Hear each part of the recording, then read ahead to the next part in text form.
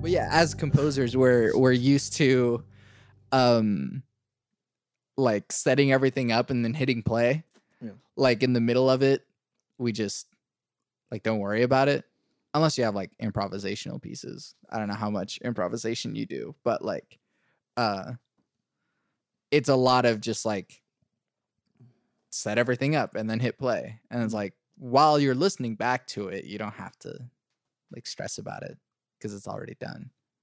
And then yeah, you'll like, oh, there's a little error, and then you stop it and then set it up again. It's great. Technically, I guess you don't have to stress about it ever. Just give the music to the performers, let them play, and don't worry about what happens while they're playing.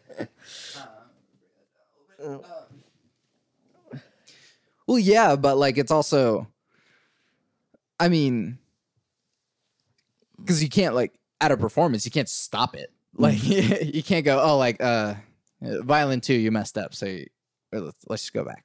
Like that's what rehearsal's for. But Yeah.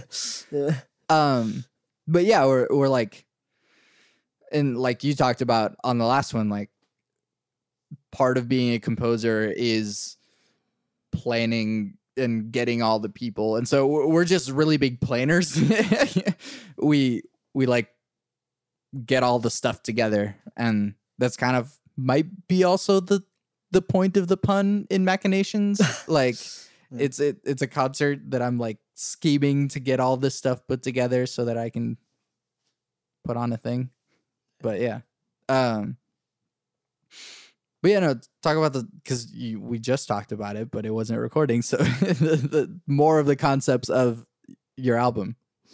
Oh yeah, okay. So yeah, so this album is titled "Music for Memories," and something I wanted to do with it is make it a concept album, and that's something I always liked because of bands like Pink Floyd, System of a Down, and Dream Theater that do that. So that's something I wanted to have with my album, and I wanted to all be based on a central theme. And that idea is all the music is inspired from memories. So yeah, to just because this is the way my brain works, the concept of memories is that like it's not just positive memories, obviously. No. Yeah. No. But like, so yeah, you'd mentioned like the sexual harassment stuff in there. What else is in there? Another one of the tracks one of the tracks was inspired by the Stanford rape victim's closing statement. She read to her attacker during the trial, and it was picked up and went viral, and was a lot of news stations were reporting and covering it. Do you remember it, like a part of it, or? Yeah, actually, I do. Yeah, you can pull it up. Yeah.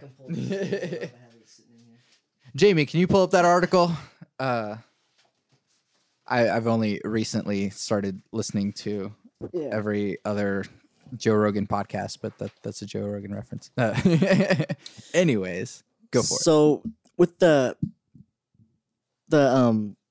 it's a 2-movement piece, and both movements are like inspired from 2 specific quotes that I took from her statement.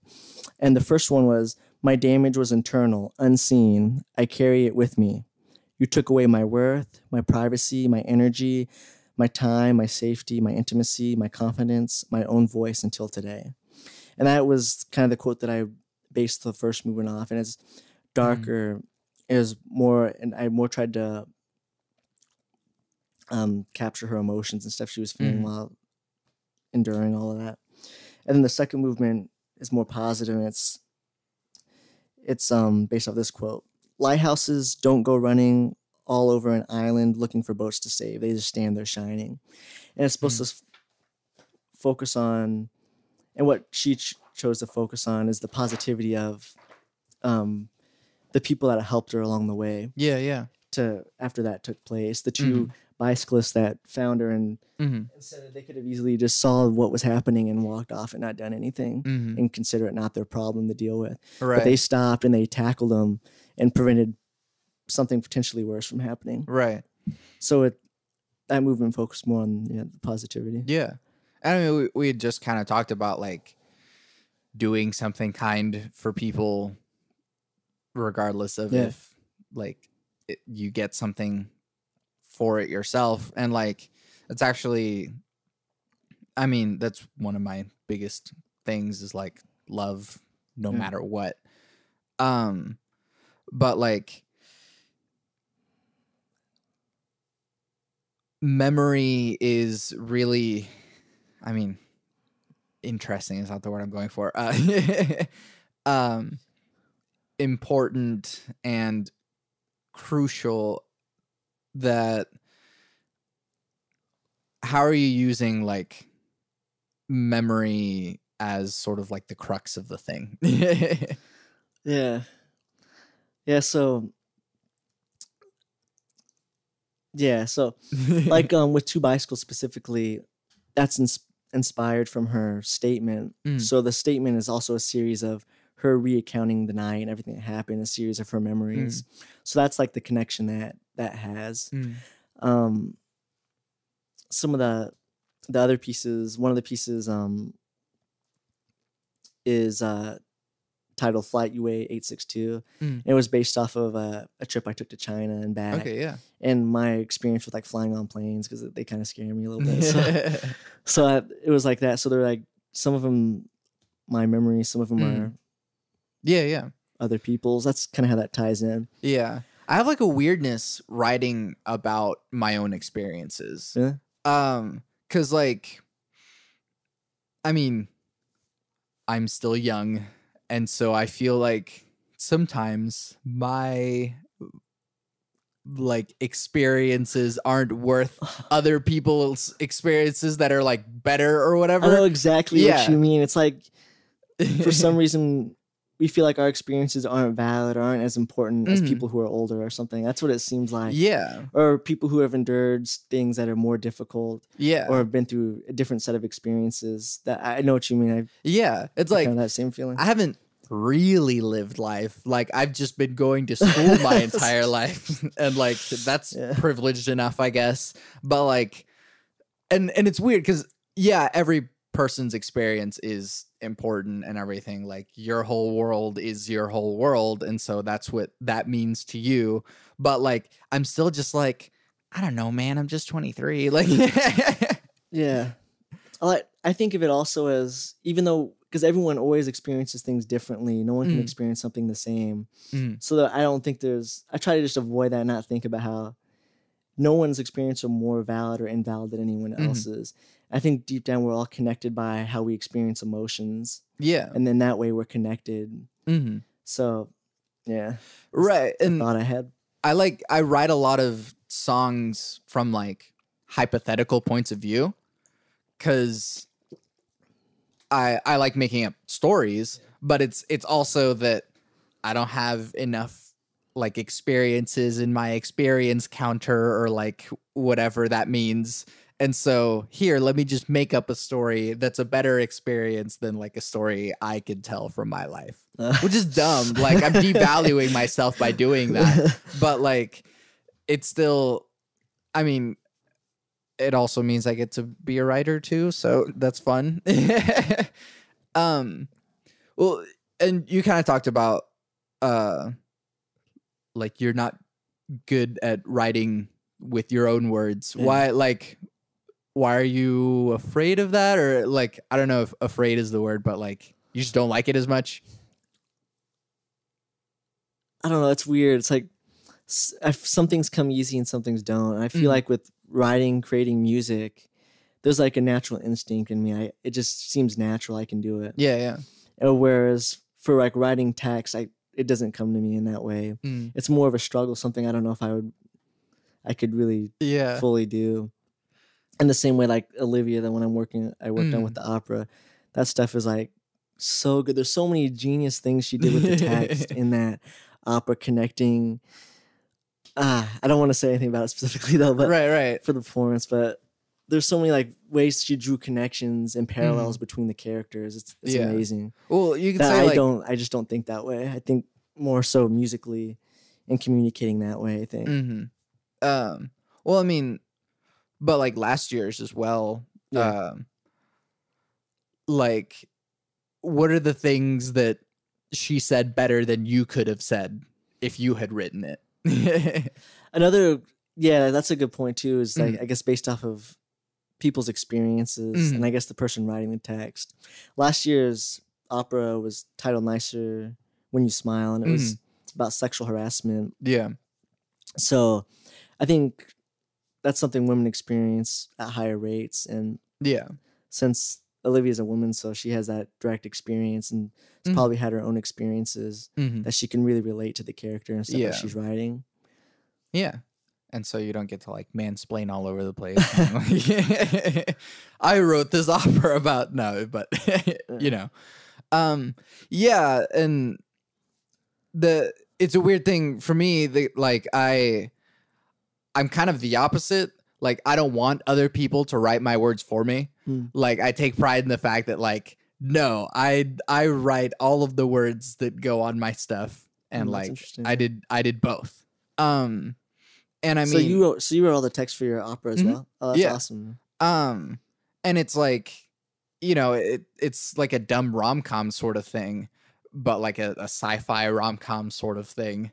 But like, I mean, I have experiences with romantic comedies, but I have experiences with like relationships and stuff. And I'm getting married in October. I've been with my fiance for 9 years. So like this is one of those instances. Like earlier, I was like, my experiences don't matter, but this is one of those instances where like I've been in a 9-year relationship. I think I can say something about relationships. Like, I think I have the qualifications of, well, 9 years is a long time by most people's count of boyfriend, girlfriend. So I at least feel comfortable in putting words with that. Yeah. And even still, it's like not my story. It's about androids. But I get to explore that. But I don't know. I think that there are lots of times when, yes, like I'm listening to a band that I like, and there's lyrics that like, oh, they spoke directly to my soul or something. And hopefully, like I can do that for someone else. But it's kind of the same thing with music. Like we make evocative experiences so that other people can be like, oh, I really connected to that. Do you ever get like this is the thing I think about a lot, but like, do you feel weird promoting your music to other people because you're kind of saying like, I am worth your time? That's an interesting thought. I don't know. I haven't necessarily thought of it that way. I think of it as like I'm creating music, and if I'll promote that and share all I want, and the people that are interested will take the time to invest into it. I don't necessarily feel like I'm taking their time. And then go ahead. Oh no, that's right. But like, cause I know there's better music than what I make. Like, I'm proud of the stuff that I make. But no one's making music like you're making. Right, yeah. Or I'm making, or anyone else. Everyone has their own unique style if they're writing from a genuine perspective of who they are. That actually does help a lot because because I'm like, you could just listen to like Debussy instead, and that'll be a lot better than like the stuff I'm making. It's different from what I'm making.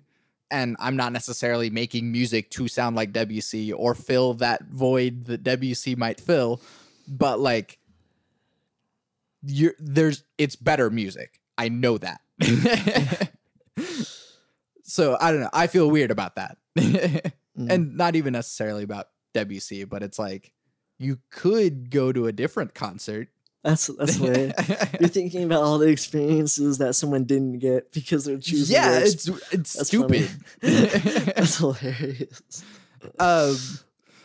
But I mean, like, no, I like the way that you put it because it makes it to where I still have value. No, yeah, like it's weird because we have to market ourselves all the time. We're prostituting our souls to I mean, it's weird, like the money thing as well. Although honestly, I feel like I haven't really made money off of music, but go ahead. honestly, I was thinking about that. I thought about that before too. It's like it shouldn't be like an awkward thing, like wanting like to sell your music or make money from your craft like that. Yeah. But it feels like in our society, it's such a weird topic, and you hear all these stories of people trying to like undercut artists and not pay them. Yeah, exactly. And it's weird, but I think it stems back to like music and art in general in our society not really being valued as much as other things. And it's looked on as like a frivolous extra thing instead of being integral and important to who we are. And it should be integral. Yeah. It is. Well, and it's funny because like, I end up talking about like politics and religion and stuff, like these like big looming things that are about our lives and sort of take over our lives, and I'm still over here like, well, I just make music. Like and it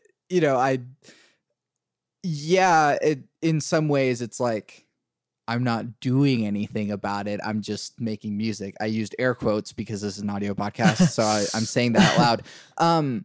But like at the same time, we're not just making music, like we are making music. And like if we don't make it, who the hell else is going to do it? And like, I appreciate that, like your opera work is like, hey, we're talking about sexual harassment, we're talking about police brutality, because that is stuff that needs to be said, and it can only be like, it can be said in different ways, but saying it in this format might speak to people differently. Especially when you're like in art, they're able to see the emotions and the characters in a more intimate way in opera. Whereas in thinking of real life situations, a lot of times it's easy just to write it off as like, oh, this person was a criminal, they deserve to be shot, when that's not the case at all. Right. They're not looking at it as a human being that was killed, unfortunately. So I think that's what's cool about presenting this issue in opera form. Yeah, it's because it's allowing the audience to see the emotion and how the families are actually impacted by this issue. But now they're getting to see the inside of it because they're not able to see that. That aspect of it in real life. Well, in art, unless they're personally encounter a situation. Right. Yeah. But like art does that. Like if you take that situation, like, someone getting shot, like you could, like, there's tons of body cam footage of people getting shot by police, but that goes by so quickly, and there's a whole lot of context and stuff going on before and after that. But like doing it in an artistic way to like take the moment and getting to know the character and getting to feel the emotion is far different than just like watching body cam footage of, like, it speaks better than the real thing sometimes. And I say this oddly and frivolously, but like, hopefully opera about android love is similar. But like, I tackle this stuff on Machinations because in the same way that like Black Mirror does it, that these are concepts that we'll be facing soon. That like once we make an AI sentient and able to experience emotions will have to deal with like the moral ramifications of subjecting them to essentially slavery or you know, cursing them to a life without love or whatever that might be. So like these are concepts that I like exploring. One, because I'm a giant nerd, but two, because like it is stuff that we will be dealing with soon enough. What's something that you've been wanting to write about that you haven't like found a way of doing it? Like a issue or just like in general a piece or anything? Yeah, in general. So this is an idea I kind of had for a while about a piece I wanted to write. I was thinking it'd be super cool to have a piece based off of like a chess match happening. And you have two conductors and they each are conducting their own pods of this orchestras. is Chris Prather's idea. Nobody steal it. Nobody steal it. But then each conductor is cueing individual ideas happening and they go back and forth. And I think that'd be really, but I got to figure out how I think when the moment's right, I'll know when I need to start working on that. And when I'll know how to execute it and everything. But yeah, there's a lot of logistical stuff that you have to like process first. Like, I have kind of like two modes of like making music, which is like, there's just the intuitive, like, oh, I want it to sound like this. And so let me try these tools and methods to like make stuff happen. But it's mostly intuitive. It's like, oh, you know, I want it to sound emotional, so I'm going to go high here or whatever that might be. But then I also have like a process-based composition. I don't know if you ever do this, but it's like, I like this concept, so I'm going to apply this concept in all levels of the composition process. Do you mean like theoretical concept? Like yeah, sometimes. Or like a concept in general, like some kind of like subject matter you're writing about? Yeah. Like, I don't know, you could write a piece about the annoying like rattling that your fridge makes at night. And so like if it makes like the same rhythm like every time, you could make the entire piece do like the da-da-da, da-da-da, da-da, like, and it would like make its way through the whole piece. And like that's kind of a process based composition. I mean, the Beethoven 5 is short long, so you can do that and you can squeeze a lot out of a very little idea. But like what I did with the percussion ensemble piece, that I didn't like having people play it because it was just serialism, and serialism isn't fun to make or play or hear. So like, what's the point? But but like the process was interesting. Like I had like a spreadsheet and everything and like laid out all the rhythms and laid out like where it all needed to go. And like there were creative decisions being made, but they weren't like, I wasn't picking what notes. Go ahead. Yeah, it was just really tedious to make all of that happen. But like the creative decisions weren't, oh, like this note is going to go up or this rhythm is going to happen here. Like all of those things were decided for me. But then I chose like which sets go where. And that's like a process based thing that like, I didn't make the music. The process made the music. I just made the process. Do you ever like use process based sort of stuff? That's a good question. I'm trying to think of a specific. I don't know. I guess in process wise, I guess if I have like a certain motive I'm using to construct the piece on, I'll try to create other ideas based off of maybe that motive. So maybe I guess that in a way is a process of creating music. But a lot of times I let like the story or what the topic I'm writing about help dictate the musical decisions I make. Mm-hmm. Do you ever make music for like music's sake? It's hard. That is hard because you have no stories to hide behind with it. But yeah, I do write also just music. I wrote this brass quintet actually. I was just at the rehearsal this morning. And they sounded so good this morning. Like, I was so blown away. It's the Blackwelder Brass is the group. But they've been rehearsing it on their own. They said, hey, we'll let you know when we want you to start coming to the rehearsals because we want to make sure we got it all ready to go. Yeah. I was like, yeah, sure. That's fine with me. That's awesome. That would be really nice to... No offense to like my brass quintet, but it's like whenever you're just wrangling people to like get a thing played is a very different thing than like having a set ensemble to... That I think is what the benefit for this was, because it is like a set ensemble, like so they have built-in rehearsal times and everything. Yeah. So it's not extra outside work like when you do like what you were mentioning. Yeah. But yeah, I came to the rehearsal this morning and they just nailed the parts down. I made a couple like balance corrections and a couple articulation changes, but other than that, there was like nothing. Yeah. We had nothing like major things they have to like rehearse through.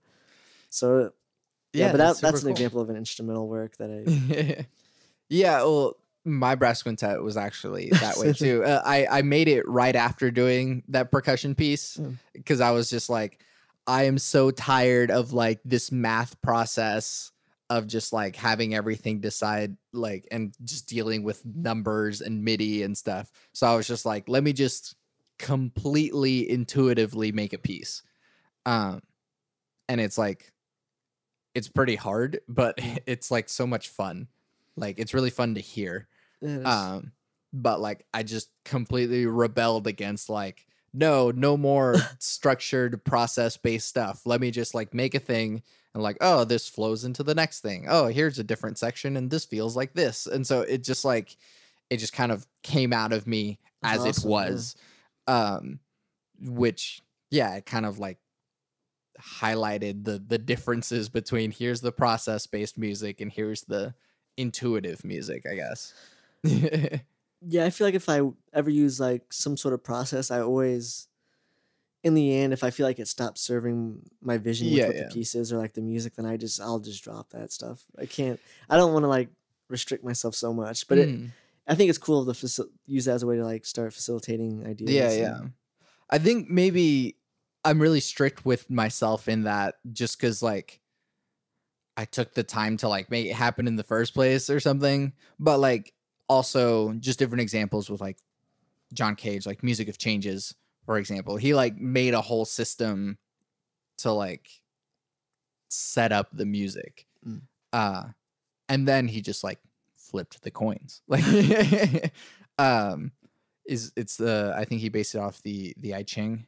I might be saying that wrong. I don't remember what it actually is, but like it was basically just a completely chance-based music. And so he wrote the piece, but he didn't like write the piece. The universe wrote the piece. And that's pretty neat. But like he went all the way with it. Like he was like, okay, well, this is the rules and let's just have that be the piece. And the hard part is then to make sure that it still sounds good afterwards. But like, if that's not the goal, then I guess that wasn't the goal for it. I'm sure John Cage didn't really care if it sounded good. Like, I don't think he cares if 433 sounds good. Well, I don't think he cares if it sounds.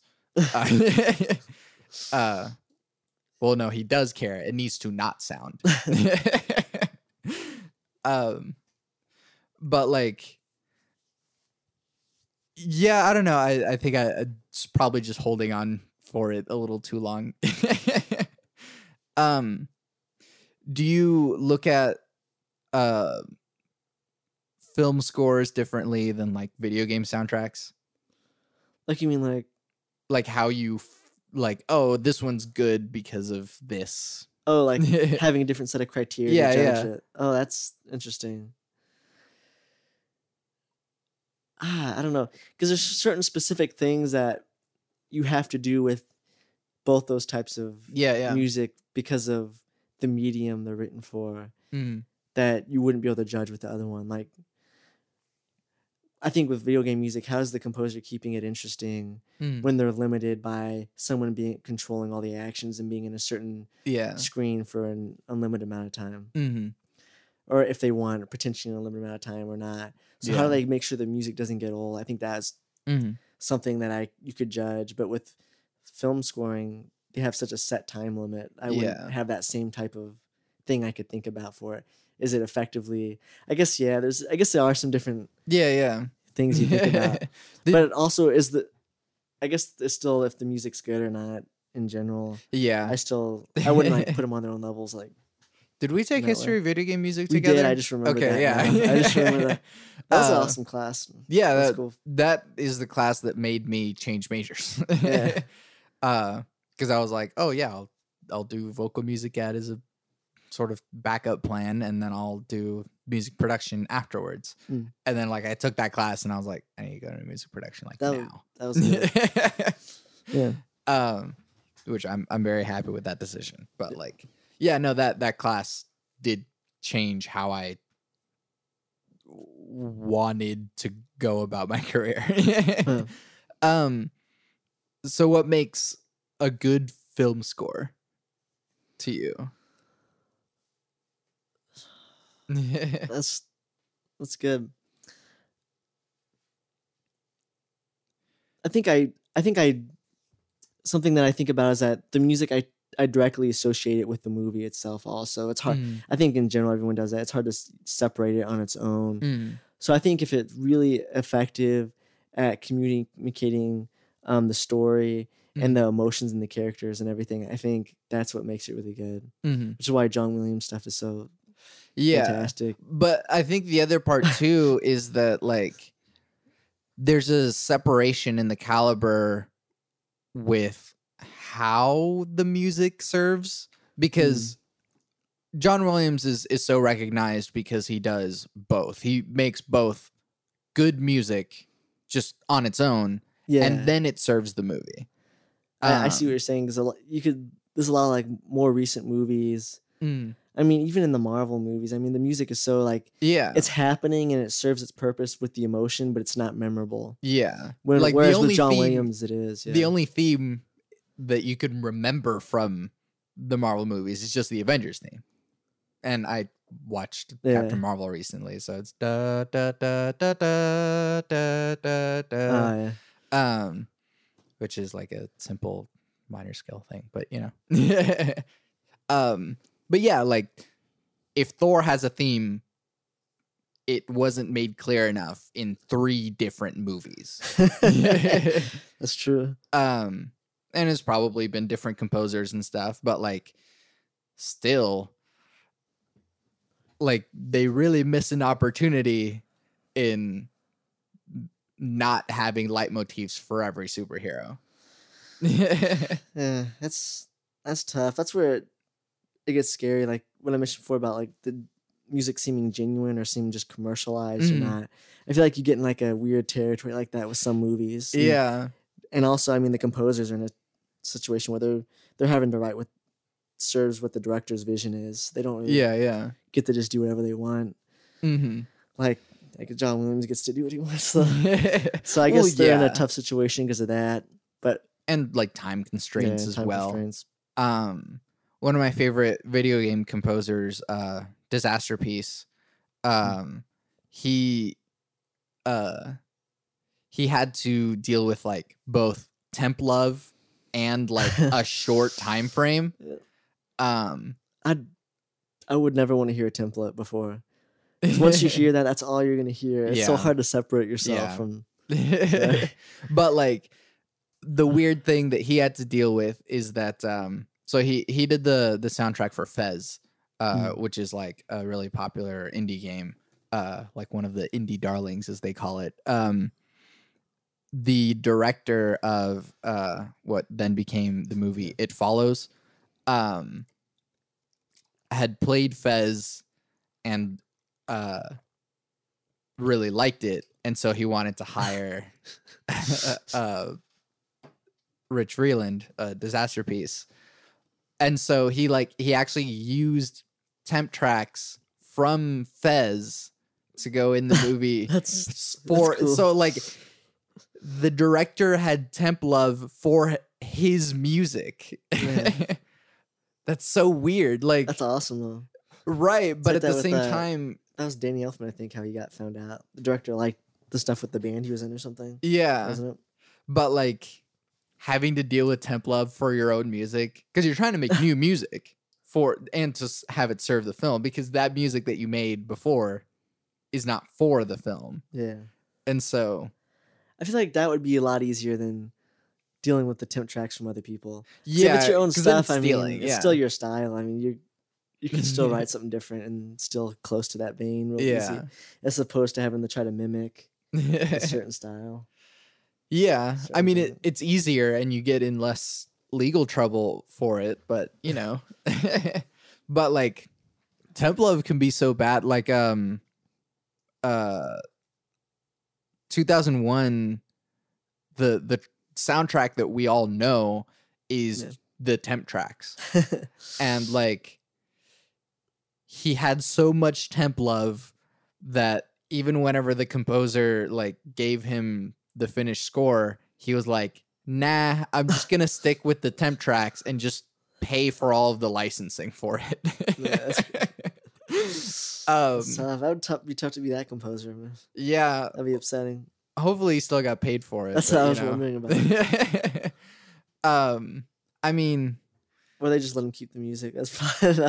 Yeah, I think they released or someone else had released a version of 2001 like Kubrick's thing, but like with the score rather than like the temp tracks. I haven't actually listened to it, so I don't know, but like it is kind of I hope I never have to do it. But going back to like the thing that we were talking about, like I do worry that since the industry has gotten so like one fast, but also like just score it, like there's less room for creativity and making like a melody.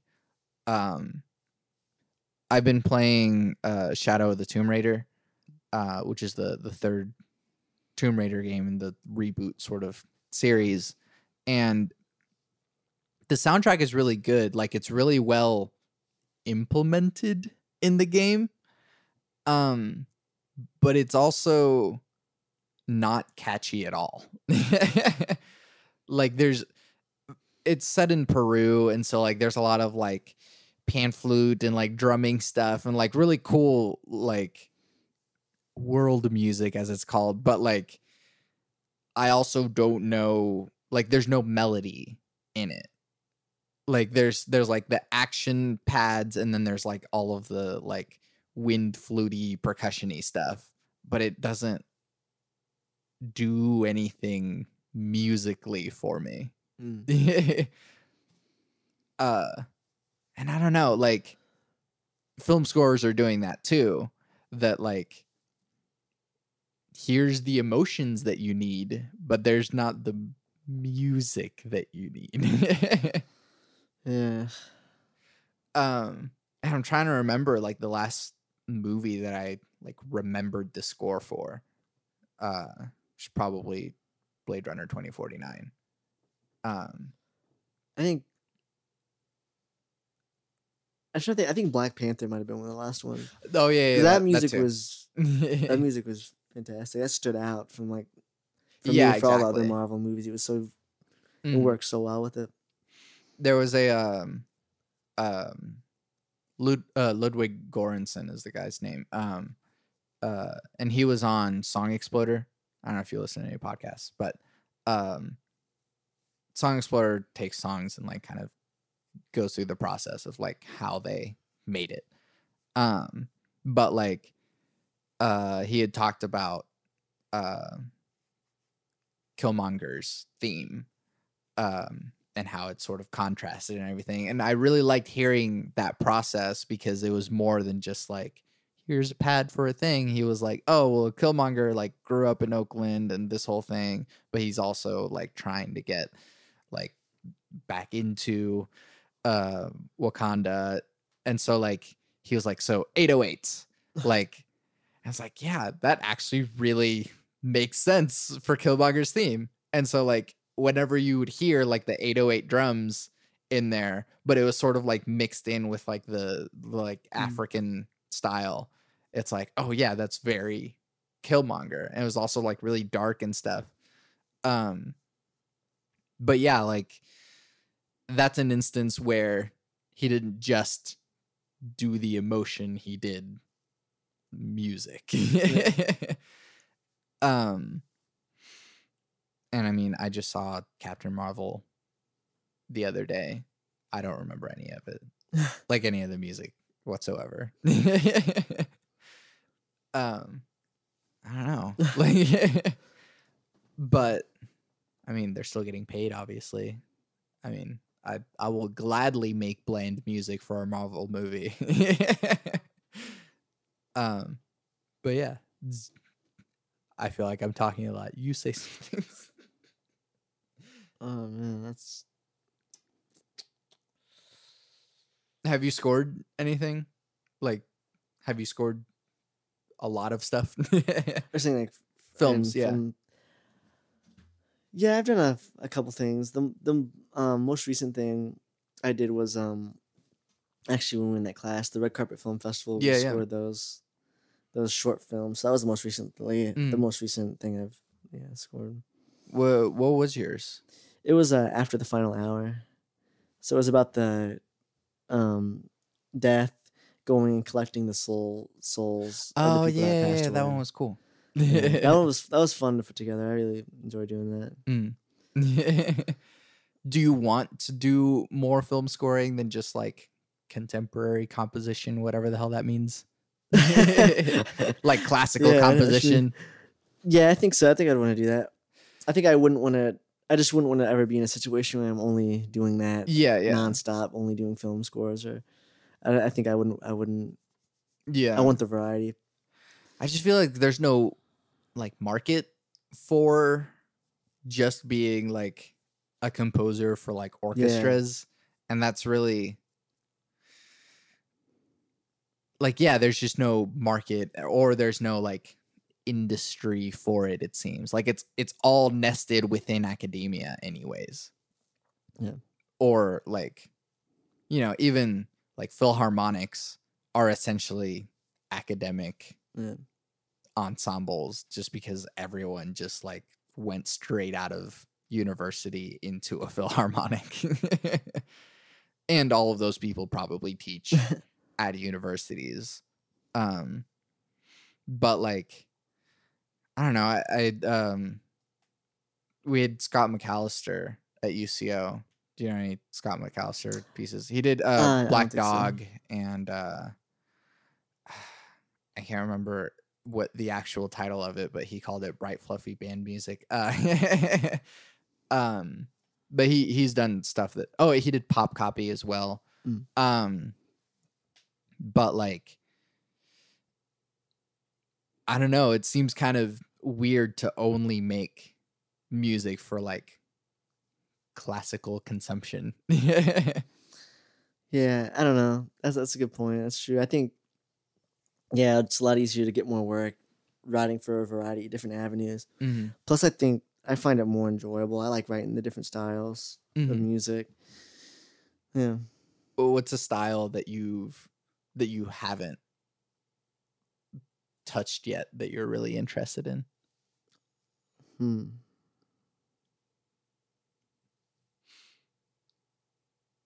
That's a tough one.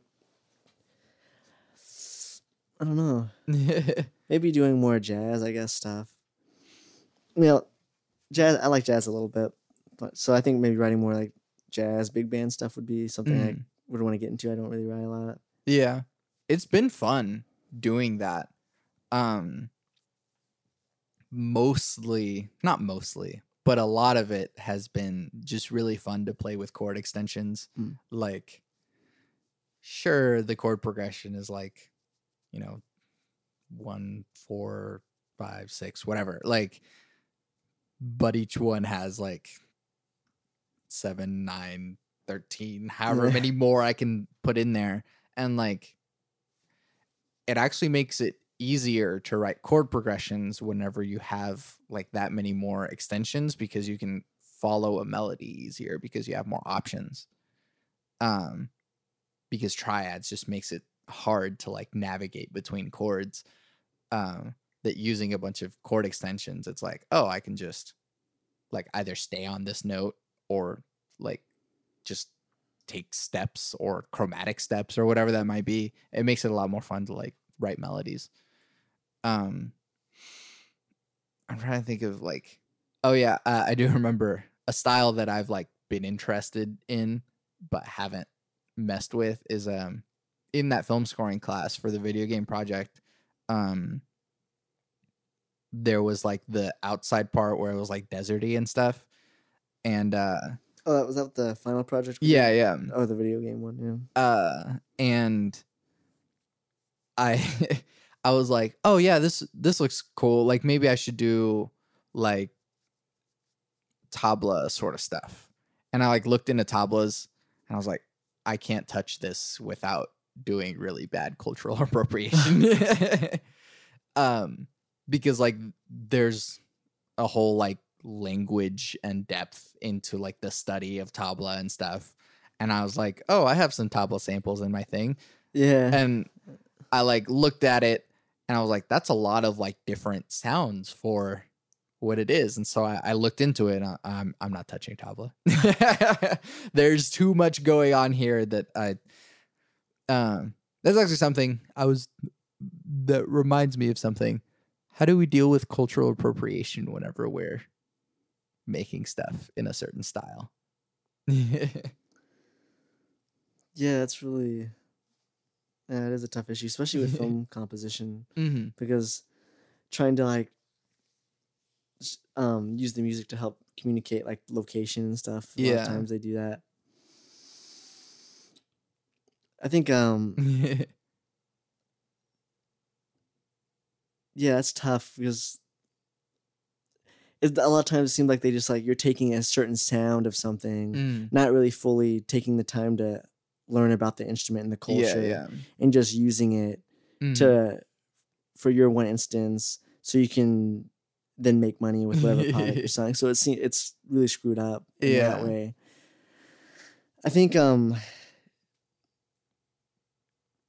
writing stuff maybe that's genuine and good music of that style. I think really taking the time to learn and understand it is a good way.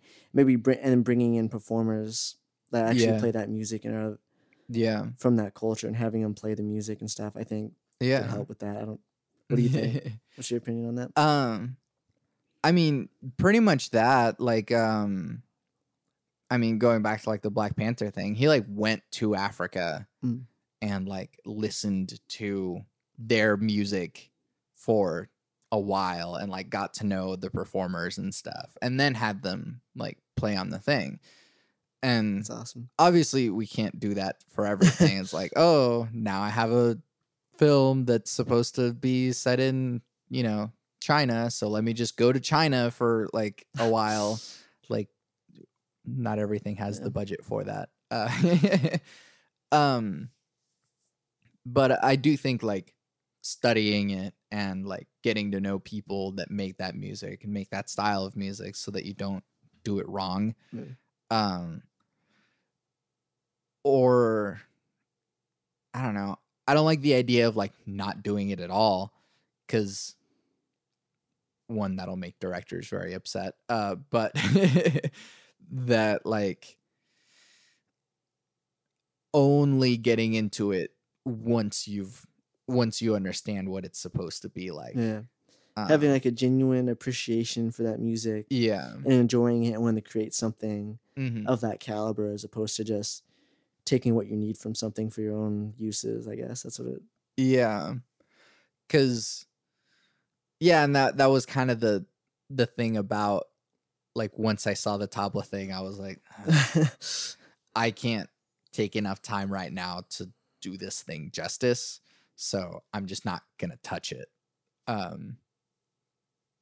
Rather than, do something problematic or whatever, or do something like, oh, that's actually not physically possible. And that's the other, like, that's one of like the first things that we go over when learning composition. It's like literally just, can this instrument do this? Yeah. And just constantly like referencing like, all right, here's the range that they like, here's the range that won't sound as good. And that's it's a hurdle, but it's not like but yeah, I don't know. I think that time is the hard part. But something you keep bringing up is like genuineness in composition. So like and I've talked to people about it before, and we may have talked about it in the film scoring class. Like Patrick had talked about if like a country western artist were to like, oh yeah, they perform all this stuff, like, yeah, I'm out here in my pickup truck on my ranch living the cowboy life, and then after he like goes off stage, he like gets in his Prius and goes to his apartment and like watches Netflix or something. Like, that's a space where authenticity is really important to the art. Whereas with like, I don't know, EDM or something, like you don't necessarily have to be a party animal all the time, because when you're performing, that is the party. And it's like, yeah, you can just like go home and like meditate or something, and like that doesn't necessarily run against the idea of making EDM. But like, what steps are necessary for it to be genuine to you, I guess?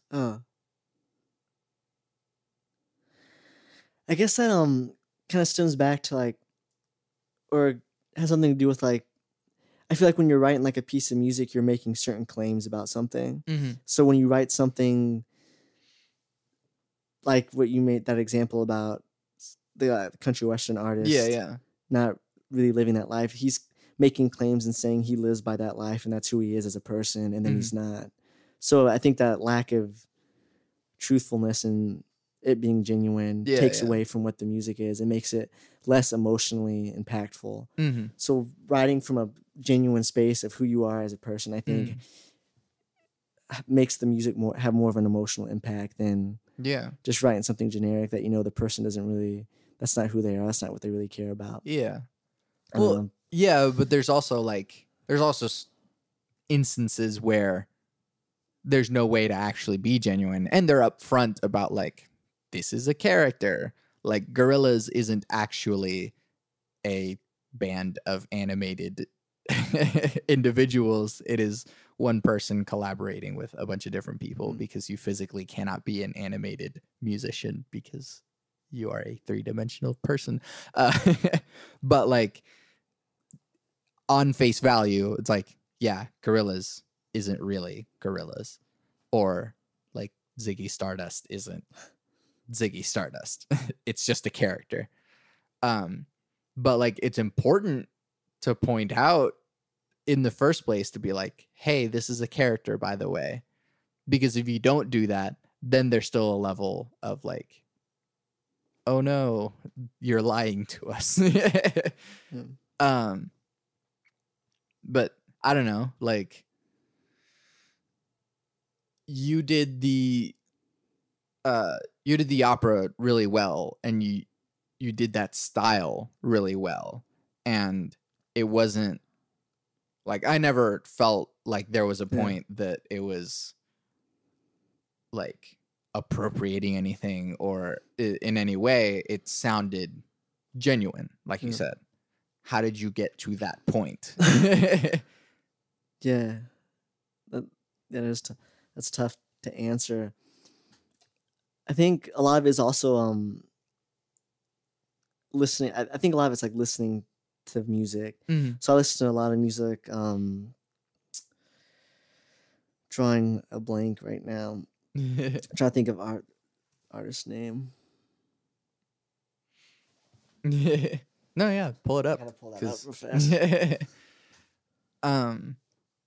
Yeah. Well, while you're doing that, I'll say that like for the opera I was doing, like I did listen to a bunch of different operas just so I could get like the style somewhat what I was going for. But go ahead.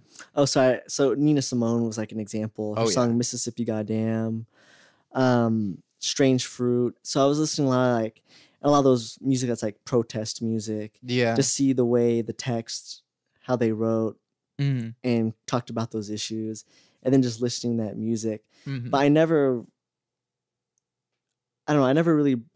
never broke apart the music and tried to figure out theoretically what they're doing and then mimic that through a process of writing or anything.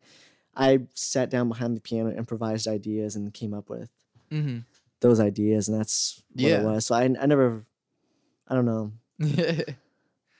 Well, whatever you did, it worked because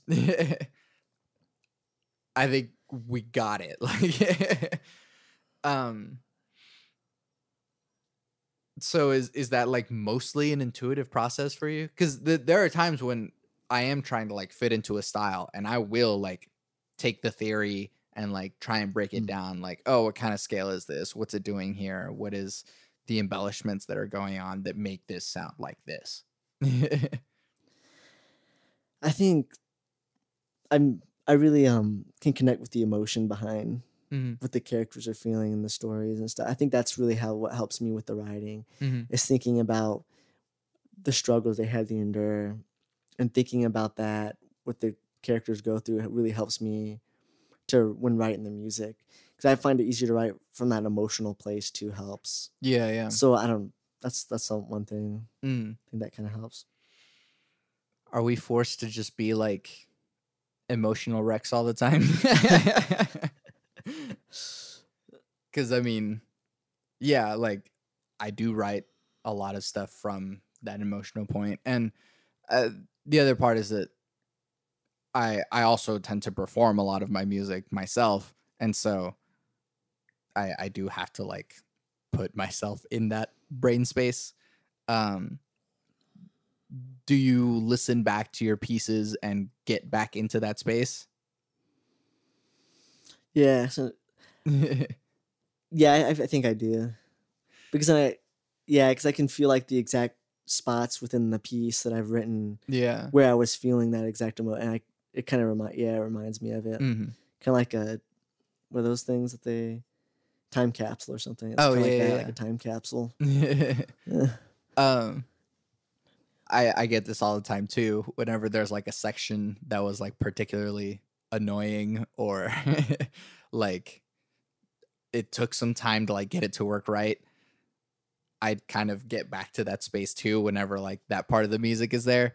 And it's like, I remember the frustration of you. Do you ever get that? Oh, like remembering a frustration of a certain spot. Yeah. Even if like the music has nothing to do with that, it's just like it was annoying to work with. Actually, I don't know. I don't think I feel like I don't. I think I do a little bit. I think I know what you mean. Because like, I know that there are parts where I'm like, ugh, this part right here was annoying to like orchestrate or annoying to like get it to sound right, and it more so I'll just like get stuck on, darn you, the little stitch in my side.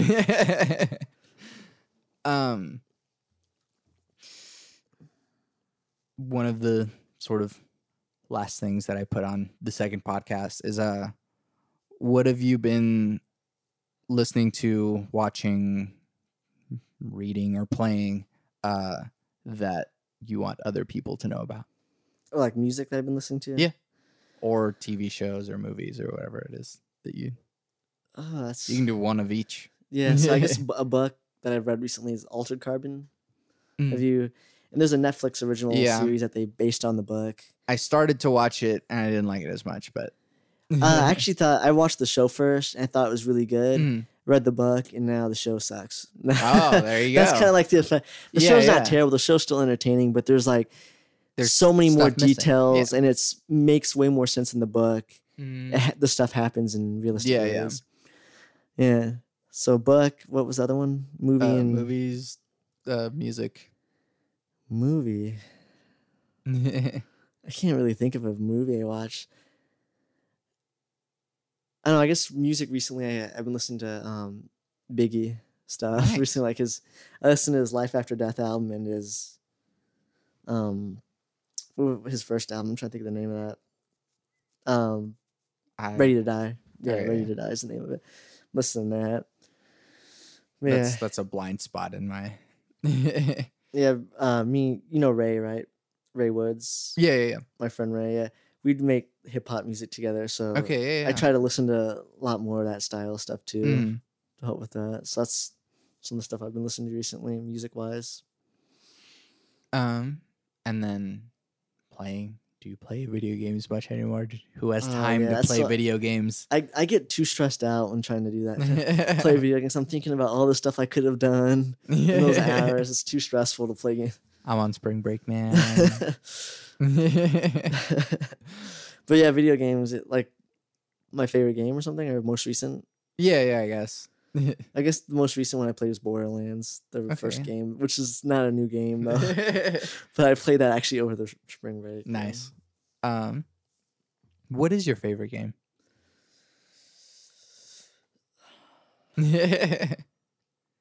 I'll say mine is Transistor. It's an indie game. The music is super good, but the art style and everything about it is really great. That's a really tough. That's a really tough choice to make. I don't know. So you can only play this game then the rest of your life.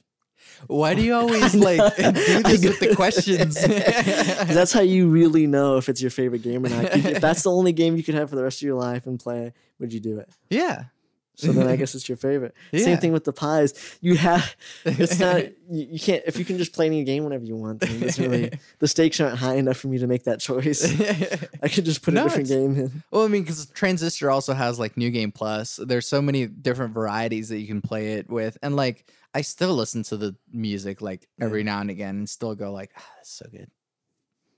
I know all of it really well too. I think Skyrim is a really, because the music was so. I think that's some of the best video game music because it blends so well with the game. You don't even. I can't tell a start or end of the piece. It's so amazing how it works with it. And that's another one that we were talking about how music that's independent of the thing. Jeremy Soule makes good music. Yeah. And then it goes into the game. Yeah. Because you can remember the theme. You can remember Oblivion's score is actually, I like Oblivion's score a little bit more than Skyrim's score. But there's a lot of really good melodies in there, and it's nice that there are video games with melody because that doesn't happen as often because everything has to be so ambient. Yeah. Bjork is someone that I've still been kind of going back to.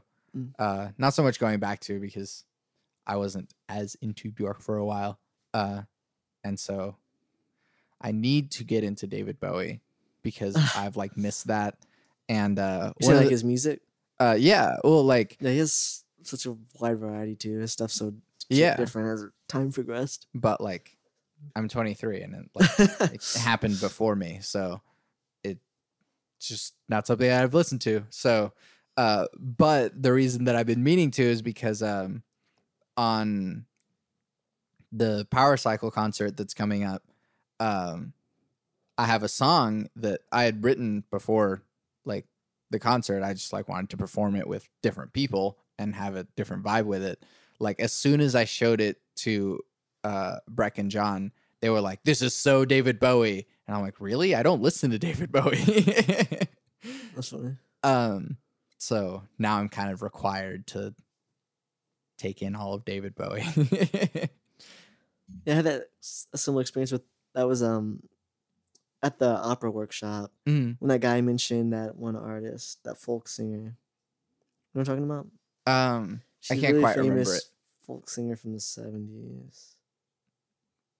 I mean, Bob Dylan. As soon as I pull it up, I'm gonna Joni Mitchell. That's right. Oh, okay, yeah. Yeah, Joni Mitchell. Because he was like, "Oh, that sounds like Joni Mitchell," but I never had listened to her up to that is point. another And then one that after he said that, I was like, "Oh, I checked out her music and she has Yeah. some cool music." I've been meaning to get into Joni Mitchell as well. There's like these staples of like, there's classical music like canon, Yeah. but there's also like contemporary music canon, and like Bowie and Prince and like Joni Mitchell are all stuff that like Rolling Stones and Beatles, obviously.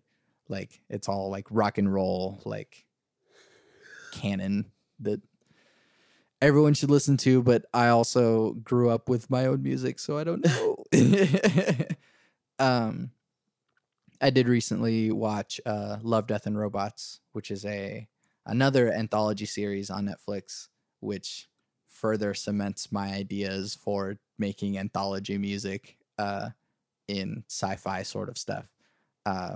But Love, Death, and Robots is a animated sci-fi / fantasy anthology series, which is really cool. A little too like edgy at times, but like still very like I don't know what's the word I'm thinking of. The vibe is better sometimes than like the stories themselves. But each episode's like super short, like less than 15 minutes. Where's the show on? It's on Netflix. I haven't seen that, so it like just came out. List. But yeah, it's some episodes are animated by like they're just 2D animation, like traditional animation. Other episodes are like full on 3D, like hyper realistic stuff. And so it's really different stuff. One of the episodes, the director was actually the art director on Into the Spider-Verse. And so it had like a similar kind of comic booky style. But that was super cool. But yeah, listen to that or watch that and listen to the other things. Chris, thank you for doing this with me. Yeah, thank you. That was fun. Plug your stuff one more time. Oh, okay. So yeah, April 13th, my album. That one, that'll be in the past. No, April 13th. Sorry, go ahead. Oh, yeah. Yeah, so April 13th, my album, Music for Memories, is going to be released. And then, where can they find that and pay for it and download it and do all the things? Yeah, you can find this. This album's going to be on CD Baby for physical copies, and you can in digital downloads, and then you can also stream it from Apple Music and Spotify, and all the proceeds are going to be donated to End Rape on Campus too. Sweet, and that's a really awesome thing. What else? Other concerts. This goes up not next week, but the week after that. So whatever other concerts that you have going on that are after that point. I guess stuff with some of my music on is Opera on Tap on May 18th. Yes. Which that'll get posted up soon on the Facebook. But they'll be having their Tim and the Opera Festival again. Yep. Then so you'll be able to hear local operas from local composers, me, Santiago, and Hannah Heldwig. Yeah. All doing some stuff. So you'll be able to hear that. Not just because you're right in front of me, but because I genuinely think so. Yours is really freaking good. Hannah's is really freaking good. Mine's all right, I guess. But like, no, this is music worth hearing. And I really think that the stories, the messages are really good. It's really good. Yeah. What else you got? Or is that whatever is close to your immediate memory? No, I think I got one more. May 5th It's a little bit sooner than that. But May 5th this is OYO, Oklahoma Youth Orchestra. yeah. If you're familiar with them, Mm. they're performing their final concert that day, and they're going to be Oklahoma Youth Philharmonic Orchestra is going to be premiering a piece of mine. Sweet. So, what is that? What's that called? oh, it's called Unsung Hero. Sweet. And it's kind of like a heroic, has a slow like opening. Yeah. And then it goes into like a kind of heroic theme. Nice. Yeah. Go to that. Where is that? When is that? That is going to be happening at the Wandabash School of Music. Okay. May 5th. Mm-hmm. And I'm not sure on the time. That's fine. You can also look that up on Facebook. Look it up. Find that. And then where can we find you on all the social medias? Oh, I'm on Facebook, Chris Prather Music. I'm on Instagram also under that same name. And YouTube and SoundCloud. Look stuff up. Chris makes really good music. I'm not just saying that because he's right in front of me. I'm saying that because you make really good music. Nice. So, yeah, you're a really good composer. I hope that I can make stuff as good as you. Yeah. I'm Santiago Ramones. This is Chris Prather. You can find everything that I do on my website, santiagoramones.com. I make music. You can download or pay for my demo, Songs with Words. Those are songs with words. If you want less songs with words, you can, there's still going to be songs with words. You can go to the Power Cycle concert that's on April 10th. It's experimental electronic music by John Edwards, Breck McGough, and myself, and some other people will be playing some stuff with us. There's some songs, there's some poetry, there's some completely improvised stuff. We'll see how long that completely improvised piece goes because we like went for 15 minutes today. That was fun. But yeah. And most importantly, free pizza. 7:30, April 10th at the UCO Jazz Lab.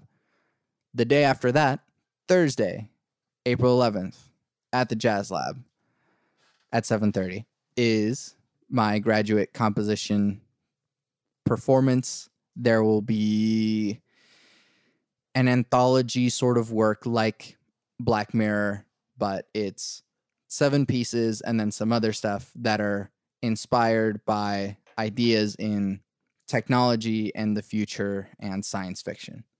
So that is the thing that I've been working on for the past 2 years. So if you want to come to that, please do. I always end my podcast with my 3 things. They shape my life philosophy. Those 3 things are: love never fails. It's going to be okay. I might be wrong.